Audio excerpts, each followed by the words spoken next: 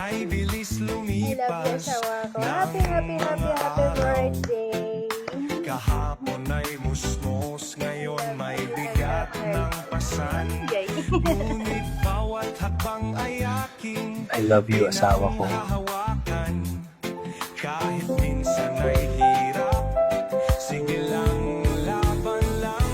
Habang Daming taon na dumaan sa ating buhay, tumitibay ang asawa ko. di mawawala ang pagsubok. Hanggang yung mga pagsubok na halo na tumibay. Naligaya At lalong naging agresi. tayong Nagkaroon din ng lisong sa bawat daan.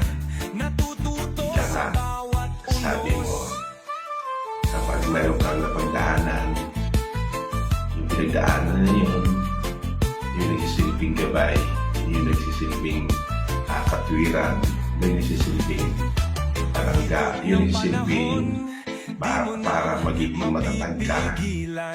Kaya yun, nahuhog tayo sa karanasan. Sabay-sabay Salamat. kailangan. Ngunit sa dulo ng Hindi na sa akin na isang taong maunawain sa lahat ng bagay. Hindi katulad sa mga pinagdaanan ko na walang ika nga hindi marunong mag-realize sa bawat pagdaan, sa bawat pagsubok. Salamat sa Diyos na isang katulad mo, napakalawak ng unawa mo. Napakalawak yung mga karanasan mo. Ikaw nga, sabi mo sa akin, yung hindi ko makakalimutan simula nung sinabi mo hanggang ngayon na kapag may problema, huwag mong ikwento sa iba. Higit sa lahat, huwag kang makipagpintuhan ng babae kung ikaw lalaki. Kasi ako man, babae, hindi ako magpagpintuhan ng lalaki, lalo na kapag may problema.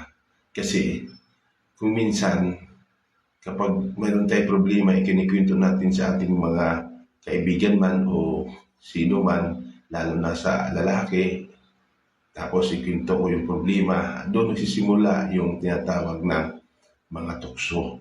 Kaya katulad mo, huwag kang makapagkwentuhan sa babae para makaiwas sa tukso. Kaya nagpasalamat ako dahil sa ganda ng sinabi mo sa akin. Marami akong natutunan.